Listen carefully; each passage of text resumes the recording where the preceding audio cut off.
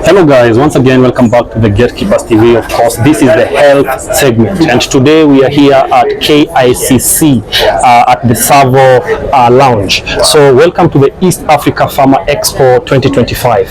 This expo has been happening for the last 2 days. So it started on the 16th, today's on the 17th, which marks its last day. So today we are honored, I'm honored here to have the president of Kenya Pharmaceutical Association. But before I talk a lot, allow me to give him the opportunity to first of all introduce himself to the show. Thank you, viewers. My name is Chitechi Amboka. I'm the president, Kenya Pharmaceutical Association, and today we are honored to attend and actually exhibit in the 8th East Africa Pharma Expo, which began yesterday 16th and will be ending today on the 17th of September 2025. We have been here exhibiting what KPA is, how we fit into the Kenyan pharmaceutical ecosystem. We have a lot of our members actually exhibiting in this particular conference, and from our training we have a lot of our members doing great things out there in the pharma space, and we are actually very proud to be representing Kenya Pharmaceutical Association at the national level in this expo. Thank you so much. Maybe a message to the pharmaceutical technologies outside there. What message do you have for them when it comes to stuffs like these expos? Yeah, to all pharmaceutical technologies out there, I think there's a very big opportunity for us to be able to take advantage of the developments in the pharmaceutical space. We have a lot of exhibitors, international and local, in the areas of API, contract manufacturing. We have pharmaceutical companies exhibiting. We have local pharmaceutical companies exhibiting areas of AI, and there is a lot of networking that happens in such exhibitions. There's a lot of development in terms of knowledge exchange and networking that happens here, and it's actually a very good opportunity for all of our members to be able to gain this valuable knowledge so that they can grow in their pharma practice in different areas. I understand that apart from being pharmaceutical technologies, majority of our members are in pharmaceutical manufacturing. They are all also in contract manufacturing, importation, pharmaceutical marketing, and this platform provides a very good opportunity for us to be able to network with both local and international players, including government and the regulator, to ensure that we thrive in our areas of practice. Thank you so much. Since the theme this year has been AI innovation of pharmaceutical products. So according to you, Mr. President, what has been your highlight from yesterday to highlight moments of this actually expo? Yeah, there have been so many highlights because the theme this year is looking at how technology is merging with health products and technologies to ensure that we get the best quality, of course in line with developments in technology. And the main highlight was how AI is trying to bridge gaps in pharmaceutical care in terms of manufacturing, distribution, and how the entire technological framework is supporting healthcare delivery in Kenya and in the world. Speaking of technology, maybe if I can pose this to you as the president of KPA, how has KPA as an institution or as an association embraced technology in terms of protecting or keeping the data of all its members under one platform? Or to be more specific, have you guys even thought of maybe having something like an app whereby members can log in easily to access their data and they can actually connect as a unit? Definitely. In the area of self-regulation, we as an association have what we call KPA portal. This is a central repository where member data is actually found at one go. All KPA members who are active in the association are able to log into the KPA portal, register either as new members or also renew their subscriptions annually. Apart from that, we have what we call KPA app, which can be downloaded on the App Store, and I believe all members have Android phones. They are able to download the KPA app, where they get a lot of resources within the app We got all the documentation regarding the running of the association. We have the KPA constitution, the code of ethics, self-regulation guidelines. We have safer pharmacist charter, and also the act that guides pharmacy practice in Kenya, that is CAP 244. All of these are available in the KPA portal. Apart from this, we want to make sure we centralize the data that we get from our members, and therefore all members, regardless of the branch they come from, they are able to log in, register, and select the branch that they want to belong. And suppose probably one member, because of the nature of the work we do, we move a lot, and members want maybe to transfer from one branch to another. They are able to also go into the app and request for transfers. So this is enabled by the technology we've employed in the form of KPA portal, which actually helps in the administrative framework across branches and at the national level. Yes. So, Mr. President, maybe also I have the privilege of actually being your member, the member of Kenya Pharmaceutical Association. I have a very specific question to you. You see, when it comes to things to do with technology, I myself have tried to download the KPA app on my phone. I've tried to register, but it reached a point whereby I could not continue. I found the process being tedious. So the question to you is, have you guys received such complaints, and are there plans to review the app and to make it easy to access? Yeah, definitely. Technology has its a fair share of challenges, and some of them is navigation. Yeah, you've talked about an area where you try to navigate the KPA portal, but there are challenges. Some of them are maybe system issues, some of them are downtime issues that need to be addressed. We have a portal provider who is responsible for getting this feedback, and we are able to address them from time to time. And nonetheless, portal development is a continuous process. Yeah, it starts from somewhere which is done 1 or 2 years ago, and up to now there are some functionalities that are being added progressively to ensure that we have an efficient portal that serves the membership that we have. Okay. Yeah. Before coming to this show, I had a conversation with one of your members, and they actually told me to ask you this specific question. You can answer it kindly. So the member was asking me that they have been members of KPA, but for one reason or the other, they travel outside and they have not been consistent with paying their annual renewable fee. So the question this member is posing is, since he's been outside for like 5 or 6 years, but right now when he's trying to pay, he's being told that he has some penalties which he needs to pay. As KPA, are you guys exploring avenues for actually waiving such fees for such members? Yeah, we've had discussions. I think from the organogram of the Kenya Pharmaceutical Association, we have an organ called Central Council, KPA Central Council.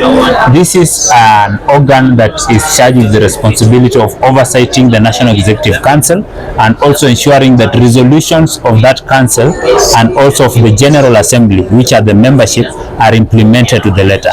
So through this organ, there are discussions that are happening on terms of how to effect a waiver, especially for members like the one you have highlighted. I know there are different categories of members that will require such waivers, and these discussions will be to ensure that even though we extend a waiver, it does not come out negatively for the members who have been subscribing continuously. Yeah, so there should be a waiver policy that needs to be developed so that we are able to extend such waivers.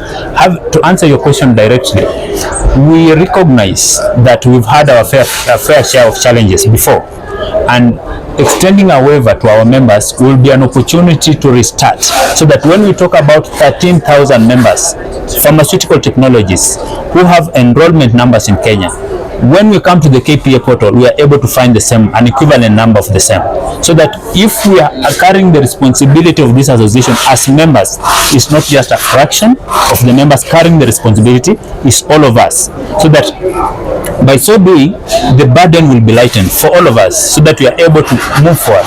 And just to mention another advantage of having an association where all of us pharmaceutical technologists practicing in Kenya feel and belong to KPA is that most of the challenges we face as pharmaceutical technologists in Kenya, be it in policy, be it in practice, in our own welfare, they emanate from the fact that we are not united. So the portal is a unifying factor. Having everyone on board is a unifying factor, so that when we decide that this is the direction we are going to take as pharmaceutical technologies, we are going there as a united team. And I think discussions on waiver, so that we bring everyone on board, discussions on how we accommodate even our members who are progressing, because now career growth is not a crime. People want to grow. It's nature. Yeah, sure. Yeah, at some point one needs to grow, and the growth pathway is dependent on the individual. There are those who want to grow through the BFAM route. There are those who want to grow through the supply chain route. There are those who want to grow in business. They don't want to go the education way. Yeah. So we should be in a position to incentivize that growth, so that even though you grow, you still belong to KPA. Yeah. So that is something that we really critically need to think about it. How we've been able to approach it before. Can we do it differently now, so that everyone belongs and feels to belong to KPA? Mr. Bichok, I think your question has been answered directly. Seems like your prayer was answered. You knew I was going to meet Mr. President himself. So, Mr. President, just to easen it up a little bit, what type of activities do you guys engage in, apart from professional activities, just to bring your members close together and to feel that they can actually engage in other extra activities apart from just things which are serious, like the pharmaceutical stuffs? Yeah, they say work alone makes Jack a dull boy, right? Correct. Yeah, so I think as an organization, apart from just learning professional activities, CPD, we have branches. Yeah, branches are in direct contact with our members. Yeah, and in some instances, you find like a branch like Nairobi. I know this month they're having a sporting activity. Yeah, that brings people together. We are not just talking about how to learn, but also how to live our lives in a healthy way, because we serve the public. We have a lot of education and talks going around. Where we engage the public and tell them how to live their lives, how exercise benefits their bodies, how to take medication well, right? We advise, but are we living the same way? For example, if you are taking an antibiotic, and I know majority of us will take an antibiotic halfway, and we're talking about antimicrobial resistance. Correct. And adherence, yes, and adherence. So such events in a fun way enable us to interact, to network, sporting activities like the one in Nairobi, in Nairobi branch. I am a member of KPA Coast branch, you know. We have a lot of physical activities that happen in that branch. The last one we had was a 20-kilometer walk, where we engage the public about the issues of diabetes and lifestyle conditions, hypertension. We try to educate as well as work with the public to ensure that we are living healthy, as at the same time educating the public on the dangers of sedentary lifestyle. So those are a few examples of how we try to apart from being in a classroom setting where we learn, improve our knowledge, network, we also have outdoor activities that we also undertake to ensure that we engage the public in a good way. Another way we engage is through medical camps, and I know you are a member. Yes, something you're doing in that space, and I really want to encourage members that we can engage the public in a way that they feel that we are contributing. The CSR activities are a good way to go, and pharmaceutical technologies contribute in a great way. I know within the framework of Kenya Pharmaceutical Association, within their respective areas of practice, I know hospitals, organizations that are very strong in that, and I think we are contributing as pharmaceutical technologies, not just in terms of learning for our members, but also to greater public health benefits. Wow, that's so impressive. So speaking of whatever you've just highlighted lastly, there is an association, a new association called Care Medical Professional Association. This is an association which has come up. It's actually formed with three core things. Its main aim is to serve, to provide service, to educate, and to empower the general public. In terms of service, Kenya Medical Professional Association is known for actually engaging in such activities which you've mentioned, like provision of free medical camps to the vulnerable communities outside there. Apart from that, it also offers mentorship programs. It also does health talks. So Kenya Medical Professional Association is basically an association which encapsulates all medical professionals who are coming under one roof to just give back to the community through their various strengths. So speaking of partnership, will KPA look forward towards working with such associations who are doing noble activities outside here for the general betterment of the community? Yeah, definitely. They say your network is your network. Yes. We are an association that networks a lot. Looking from this even this conference, we are here with several partners. Correct. Looking at our visitors book, we have partners who have visited our booth from different organizations, from different countries, trying to know who KPA is, what we do, what can we contribute in terms of what they are also doing. And I think from the conversation we've had from you earlier before this interview, there are a lot of areas that we can collaborate. I'll give an example. You talked about mentorship. This is something that is very strong within the KPA structure. Across the branches, we have institutions offering pharmacy across branches. We have 11 branches in the country, each branch covering a number of counties. Yeah. So within those jurisdictions, we have institutions offering pharmacy.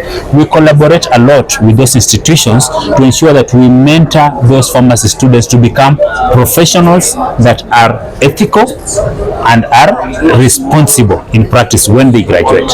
You have also talked about areas of giving back to society.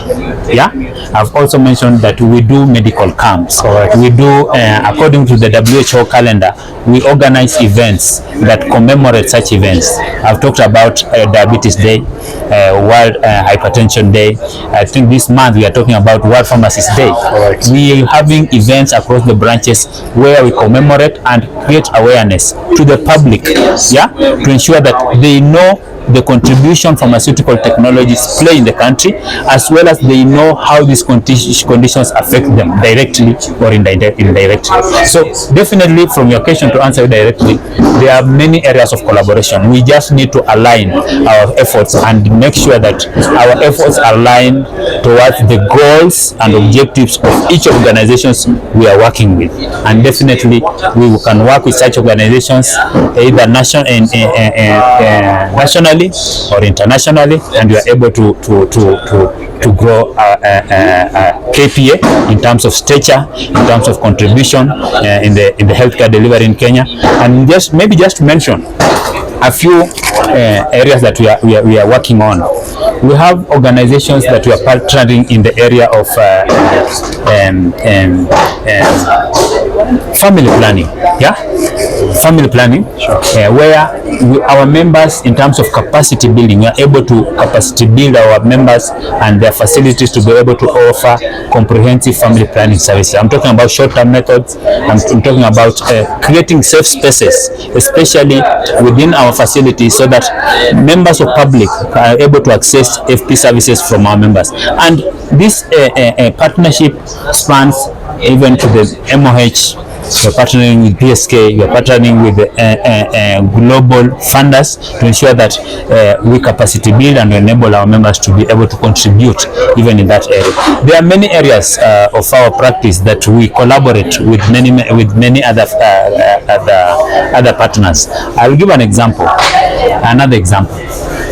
KPA, through collaboration with a partner called In Supply Health, yeah, contracted a firm called Kenya Factors that wanted to assess the capacity of KPA and know where gaps exist, where our weaknesses are, our strengths are, our opportunities, and such. Yeah. belong. And there is a report called OCA report. It's called Organization Capacity Assessment Report. In this report, it highlights some of the areas that need improvement. Such areas like do we have a strategic plan as KPA that spans like what do we want to achieve in the next 5-10 years? Yeah, we are at that level where we want to implement the strategic plan, and we have our KPA constitution that says we can have a secretariat, so that me as the president, I don't need to travel from the coast to come and do some administrative work that needs to be done by the secretariat here. Correct. Yeah. So for us to be able to implement the OCA report, to implement the KPA constitution fully, it means that resources is a very central determinant in this matrix. Yeah. So for us also to develop KPA to a level where we can also look for resources. Yeah, like we can apply for funds from people who fund such activities. That capacity needs to be there. So we have different areas that the partner is supporting KPA to be able to strengthen its structure so that we are able to reach that level. We are still progressively but steadily moving towards that direction. It's all because of partnerships. Wow, guys, anytime you're having a conversation with the president of whatever institutions, they are always comprehensive, detailed, and of course, informative. From what we've heard today, of course, you've learned a lot, but maybe before we go, Mr. President, just demystify this myth outside there. Members will be asking, what do they require to be members of KPA? I'm asking that question directly because there has been a myth from some healthcare providers who tend to feel like for you to be a member of KPA, you must have originated from KMTC. So kindly today you have an opportunity to demystify that myth today. Tell us straight on the camera. Okay, thank you very much for that very important question, because for you to belong, you must become a member. Membership is actually something enshrined in our KPA constitution, and there are particular requirements for one to become a KPA member. Membership for Kenya Pharmaceutical Association is actually enshrined in a KPA constitution, and the KPA constitution is part of the documents available in the KPA portal. So once you log in, you are able to download the KPA portal plus many other governing documents for the association. So I'll go straight about the question you raised. Yes, please. That provided you have an enrollment certificate provided by the Pharmacy and Poisons Board, you are eligible to become a Kenya Pharmaceutical Association member. And that membership, you can easily get membership by going into the KPA portal. On your browser, just write KPA portal, can be Chrome or any browser you're using. Just write KPA portal, then you are able to click on new member. When you click on new member, it will open up and it will give you the requirements you actually need. One of them is the enrollment certificate, the ID, your other professional certificates, and then you just need to pay 5,000 shillings as a new member. If you are an old member who has been with us, you go to the portal, it only requires you to pay 2024 and 2025 annual subscriptions. That's what the portal requires too. You don't need to pay the other years. So even for your question that was requesting whether there's a waiver or not, you go to the portal today, it will only ask you to click on 2024 and 2025. Pay 4,000 shillings each for those 2 years, that is 8,000. Then you will have regularized your membership as a KPA member. So there is no, even before we implement a waiver, the portal is already supportive that you can also regularize your membership by just paying 2024 and 2025. So I want to urge our members, those who have arrears spanning up to 2016, because I know that's where the rain started meeting us. Go into the portal now and regularize your membership by paying 2024 and 2025 subscriptions. Guys, you had it here straight from El Presidente. The president himself has just given us a leeway, a hack on how to continue to be the member of KPA by being up to date with our subscription fees. And I'm also urging members, please, let's support the association through paying this annual fee. It always goes hand in handy to help the association to run its calendar events. One very important thing. Yes, please. why members need to support KPA. Thank you. We have a lot of challenges as an association and as a cadre. Yes. Touching on legislation, you may know that there are a lot of legislations that are in the pipeline, and those legislations are not very friendly to the Kenyan pharmaceutical technologies. I'm talking about the GPP guidelines. I'm talking about the KDA bill. I'm talking about the quality of healthcare bill. There are some provisions within those legislations that are not very much pro pharmaceutical technologies. So you supporting KPA so that you are able to ensure that these legislations and guidelines address the issues that support you in your pharmaceutical practice is actually supporting yourself. We do not want a situation where everyone is working alone and only a small fraction of the members is bearing the burden of running the association, and then the benefit goes to everyone. It doesn't augur very well. And most of the challenges we face is actually because of the disunity that we have had over time. They say vita vya panzi furaha ya kunguru. You might have seen me meeting the union leaders, yes, meeting branches, and it's in line of trying to bring together everyone so that we focus on the areas of synergy. We focus on what works for us as pharmaceutical technologies, even as we grow and address the many challenges that we continue to face. Yeah, before you answer that other question, you've mentioned very important thing. I'll ask this question straight to you. Are KPA members eligible to pay single business permits in their premises? Yes, with the devolution, I know there are many counties that are charging trade licenses. I believe that's what we are asking to KPA members. Being medical facilities, that we are running facilities that offer healthcare within counties. I know there are many counties that are charging our members trade licenses. This is something that we do not agree because it borders what we call double taxation. We pay KPA, we pay PPB, premise and practice licenses, then coming to counties, which is going to the same exchequer. So these are areas that we need to engage at the Council of Governors level, at the county level, so that we have a streamlined way of addressing this issue. I know it's something that is across the country. We've got complaints from different counties, and I know there are counties through our branches that are trying to address it, but it's something that we are going also to address at the national level through the Council of Governors and any other relevant stakeholder that we need to engage. Guys, I promise you we cannot finish everything today, but El President, we'll have another sit down soon, yes, to talk matters directly affecting KPA members. Officially, we have a platform whereby we can actually be airing these issues. You can be talking to members directly, and they can be having an opportunity to review what you told them vis-a-vis what's happening on the ground. That's correct? Correct. And our commitment is to ensure that we walk the talk. We want to work with every member. We want to ensure that the 13,000 is not just on paper, it's actually the members that we are working with on a day-to-day basis. We are experiencing their support, and we are moving together as a profession.